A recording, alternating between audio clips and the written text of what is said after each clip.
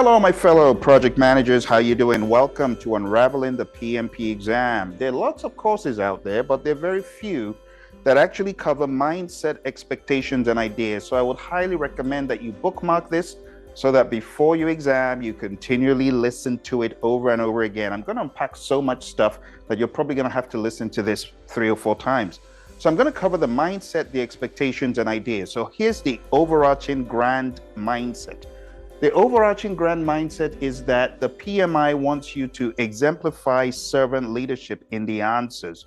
The PMI wants you to show agility in the answers. And the PMI also wants you to put the team first. Team autonomy, team trust is big. And I'm going to cover other ideas with you. But let's jump straight into the first domain, which is the people domain. Now, in all honesty, a lot of people say that this domain is easier than the others. But it doesn't follow. Some people do well on the process domain and may not do well on the people domain. It really depends. So I don't want you to take it for granted that you know everything in the people domain. So let me unpack this very quickly. The exam is going to test you on internal people and external people. You got to understand the individuals within the organization where the project has been executed. Those are internal people, right? You have internal stakeholders, but you also have external people, external stakeholders. These are individuals or entities outside the organization who are involved in the project in some capacity. These could be people working directly on the project, but they're external. These could be people who are vendors, suppliers, who you have contracted to work for some hours on the project and so on. So your exam is going to test you on these 2 categories. When it comes to internal stakeholders, we could break this down into executives, senior management, the project sponsor, the project manager, project team, functional managers. When it comes to external stakeholders, we're referring to the customer, the client, end users, regulators, suppliers, vendors, and we could even throw in the general public, because depending on the project you're working on, the general public could be a stakeholder. And in that case, you need to satisfy their interest as well. So we have these 2 broad categories and buckets, but your exam is going to give you questions about what should the project manager do next in each situation. We talk about project team members. These are people directly involved in executing the task. You'll have a lot of questions about these people. Team members in the world of Agile, we could call them developers. You'd have subject matter experts, consultants, and so on. Vendors and suppliers, these are external entities contracted to provide goods and services. We have suppliers, we have service providers. Like I said, sometimes they could actually be writing code or working directly on the project tasks. Now, here's the domain mindset for the people piece. Communications is big. You're going to have a lot of communication questions wrapped into other domains as well, right? So you could have communication that is tied to, let's say, schedule, or communication that's tied to stakeholder, or communication that's tied to scope. In fact, you will not have a communications question that is not tied to some stakeholder. So it's big. Your project team, for example, consists of remote members from different time zones. You notice that crucial project updates are not reaching everyone on time, leading to misunderstandings and delays. What should the project manager do next? This is a typical question. It's a classic one. You are always going to have the what should the project manager do next. I want to say about 90 to 95% of your exam is going to be like this. So in order to do well in communications, you need to know types of communications, communication channels, communication models, communication methods, and technologies. Going into team building, a scenario: 2 team members are constantly clashing, affecting team morale and productivity. Despite attempts to address the issue, the conflict persists. What should the project manager do next? Classic one from the world of the PMI. Sometimes the question may not be as stern in that direction, but you could have questions that actually test your understanding of your role. Do you know that you need to get in the way of that conflict and do something about it? All right, so you don't want to be docile in these answers. Once you have the mindset, you will know what to do, because the options that make you docile, or the mother may I project manager that goes asking senior management to resolve it, that's the wrong option. So here we're talking about team development, the 5 stages of team development: Tuckman's ladder, forming, storming, norming, performing, adjourning, team roles, team dynamics, team contract, social contract, ground rules, team agreement. All that stuff is all here. To be a good leader, you want to make sure you have a team agreement, same thing as a team charter, team contract, social contract, which contains ground rules. Then you have team performance. Here's a scenario: one of your team members consistently delivers high quality work and goes above and beyond expectations. However, other team members feel demotivated and undervalued. What should the project manager do next to address this situation?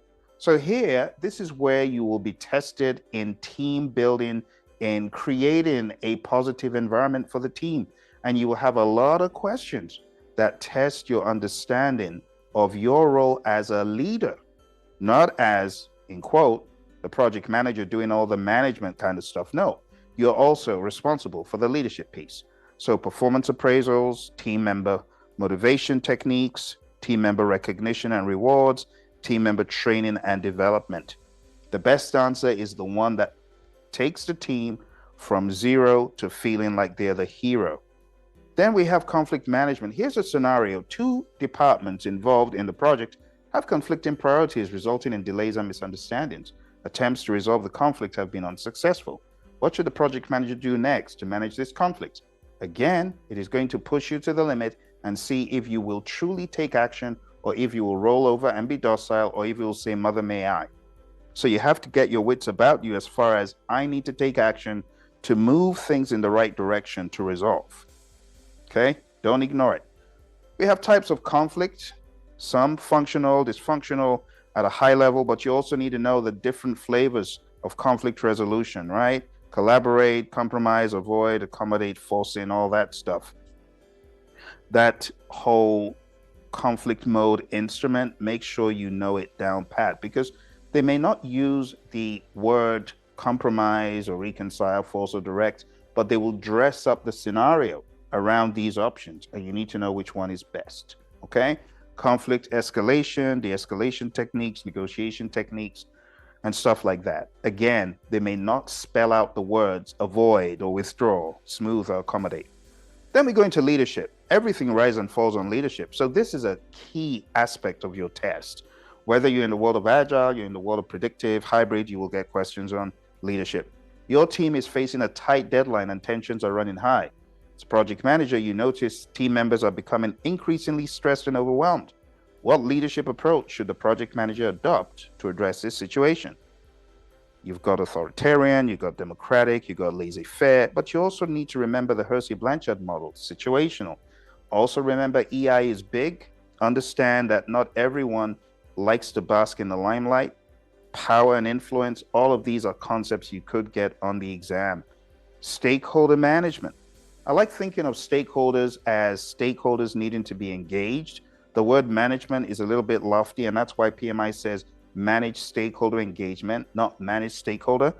So a scenario is a key stakeholder expresses dissatisfaction with the project's progress during a stakeholder meeting, citing lack of communication and transparency. What should the project manager do next to manage the stakeholder's concern? Classic from the exam. And you need to make sure you resolve, or at least you move the situation in the right direction, which is forward. Saying no or the mother may I is very common. Don't fall into those traps. Stakeholder identification analysis is big. Stakeholder engagement strategies, stakeholder communication planning, influence and impact assessment, consideration of vendors, suppliers, and the general public as stakeholders is also very important. Let's move on to the process domain. Process domain is where a lot of people say they had difficulty, but you need to think about this in the knowledge areas and make sure you've accounted for each one. Integration. Your project has reached a critical milestone, but stakeholders, key stakeholders, have conflicting expectations about the deliverables. What should the project manager do next? So again, you got to reset your mind into anything can happen at any phase.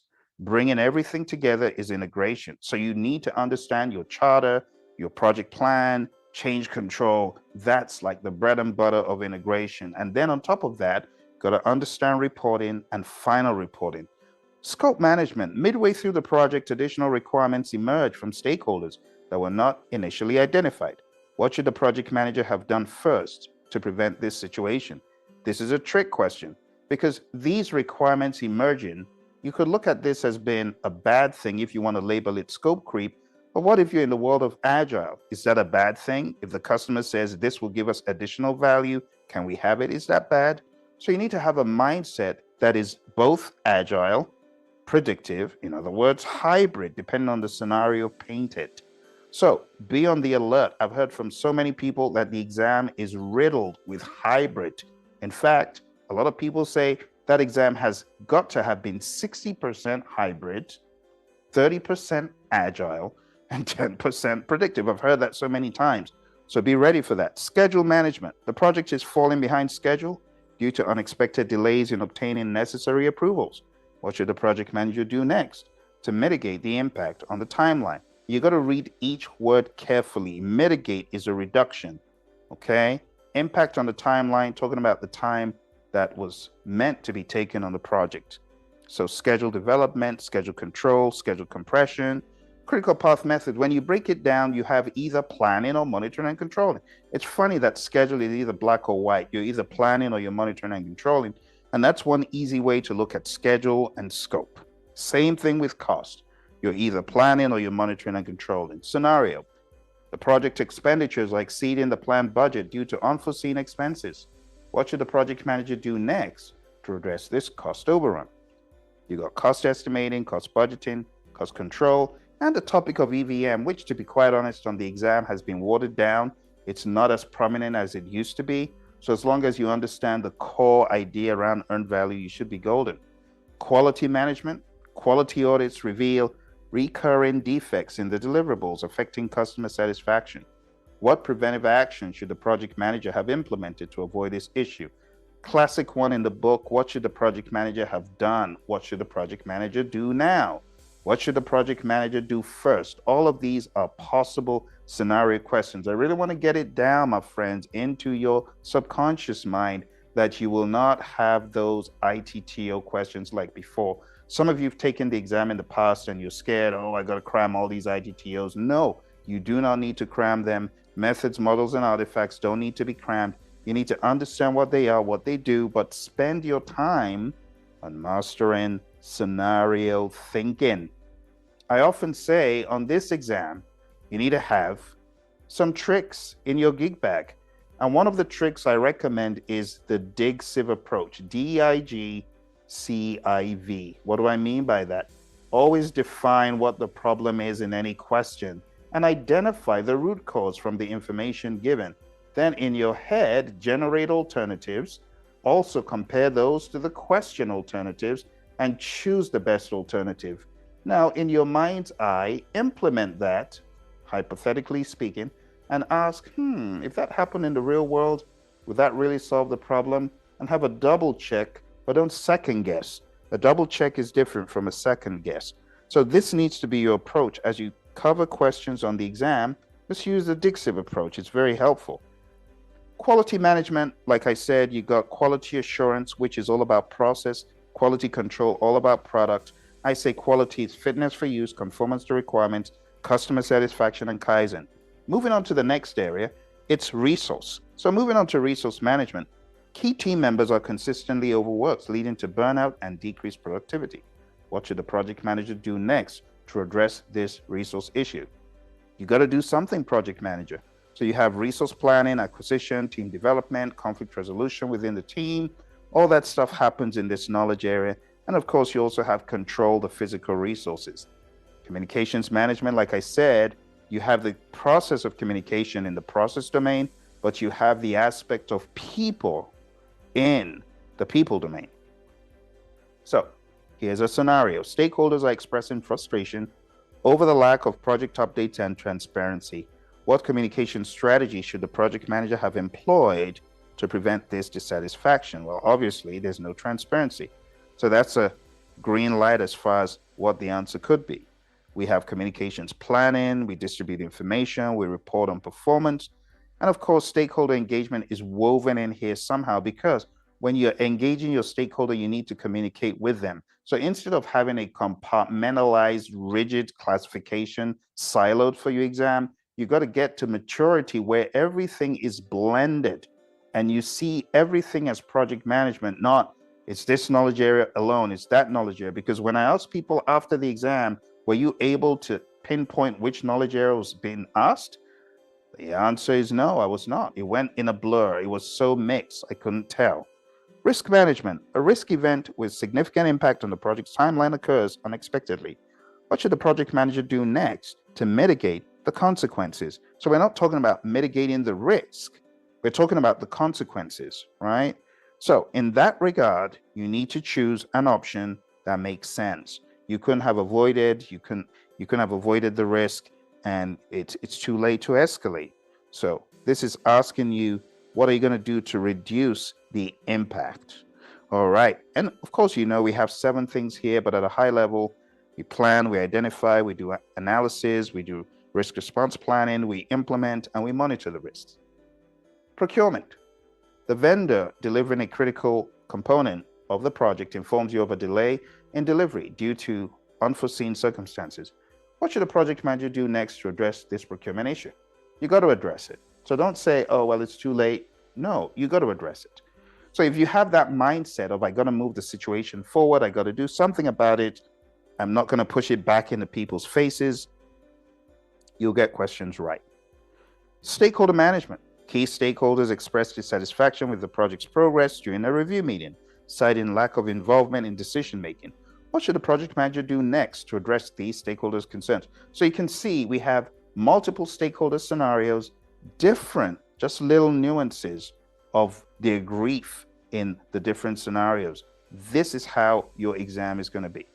So we have stakeholder identification analysis, stakeholder engagement planning, stakeholder communication, stakeholder feedback, and expectation management. These are things that we expect to encounter on the exam.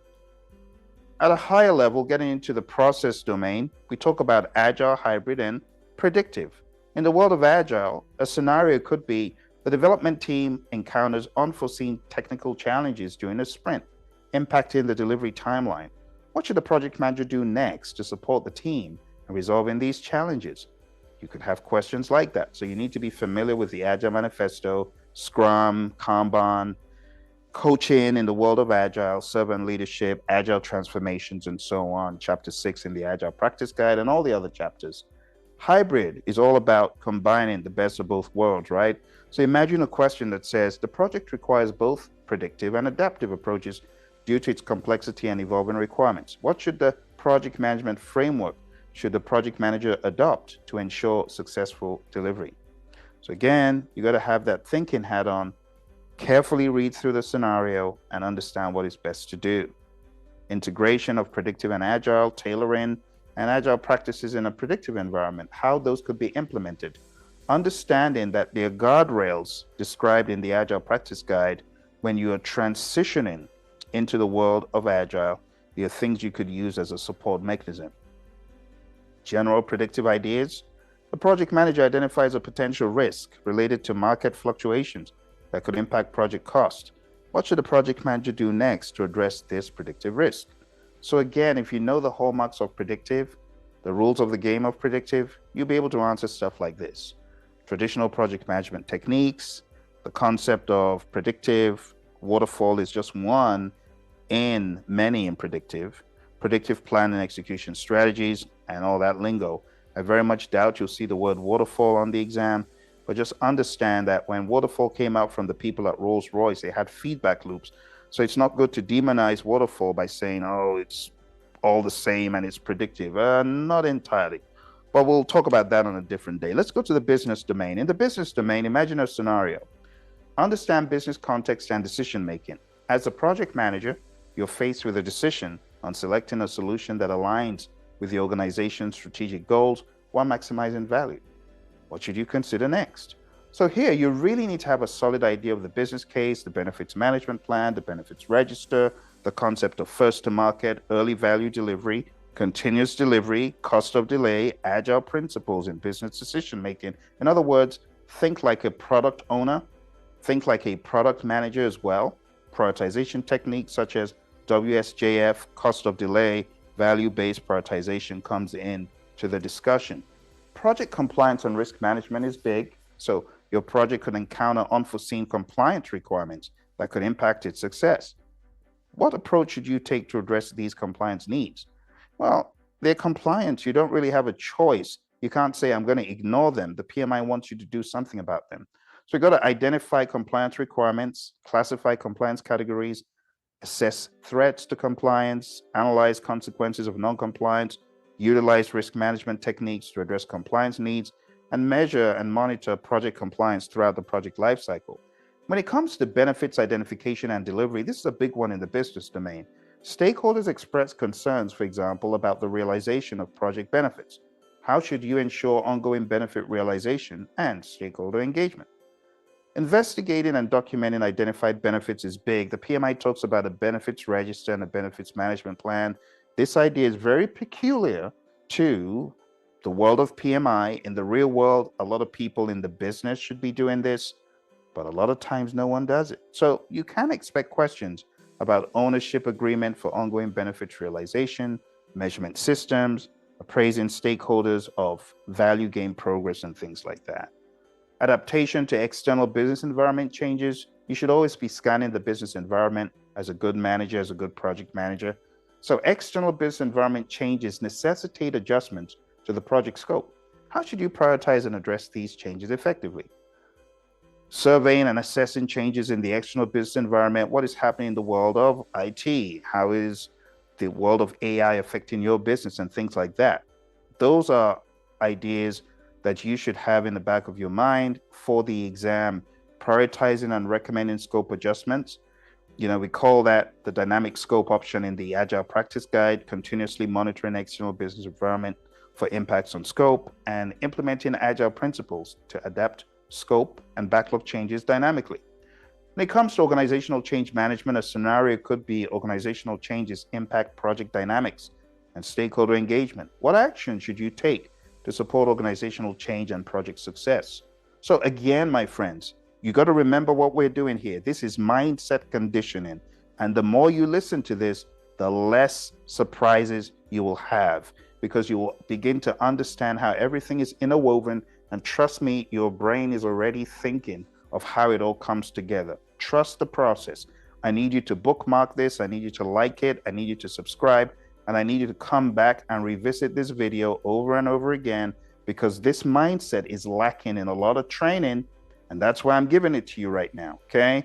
So you got to be able to assess organizational culture, understand the impact of the organizational change on your project and stakeholders, identifying necessary actions to support organizational change, and implementing change management strategies to ensure project alignment with organizational goals. There is so much to talk about, my friends, but I will talk about a few more points. Business relationships and partnerships. Here's a scenario. Strategic partnerships are essential for project success. How should you cultivate and manage these relationships effectively? You got to identify key business relationships and partnerships, establish effective communication and collaboration channels, leverage partnerships, and resolve conflicts and manage expectations. When it comes to resolving conflict, you also should take note of who is at play: external, internal stakeholder. What is the value that person or those people bring to your firm? Another big part of business is understanding the difference between project management, program management, and portfolio management, and the value delivery system as coined by PMI in the 7th edition. A scenario could be your organization manages multiple projects and initiatives. How should you prioritize projects and ensure value delivery across the portfolio? You got to prioritize projects. You got to implement value delivery system to maximize portfolio value. You got to monitor and adjust portfolio priorities. You got to kill what's ugly, those ugly projects, before they eat you alive. You got to align project portfolios with organizational strategy. That higher level of thinking is very much needed in the business domain, my friends. And so there you have it. We have covered a ton of information today, my friends. And we're at the end of unraveling the PMP exam, mindset, expectations, and ideas. You got to remember, as you cover the content for this exam, the Agile Manifesto values and principles are huge. They are so key, because the questions, when the PMI presents them to you, they are going to have a lot of Agile buried in there. And the best way to get good with Agile is to read the Agile Manifesto values and principles over and over again and ask yourself what they truly mean in the real world. I would also advise you, if you haven't already, go on down to scrumguides.org and read the Scrum Guide. This will help you every step of the way to understand what exactly the questions are talking about under the hood, because a lot of times they do not use the word Scrum Master. So you really need to understand Scrum very well to be able to find the regular suspects in the question and understand the direction. If you are getting ready for the PMP exam, please be aware that I have a course coming up, hpmexam.com. This is where you can get hand-holding and stellar advice for your exam. This is where you will get into the mindset and you will get into real-world concepts that will help you way beyond your PMP. And even after you get certified, there's the Life After the PMP exam course that you will be automatically enrolled for, and you will be given all the assistance you need to get good in project management, both for the exam and the real world.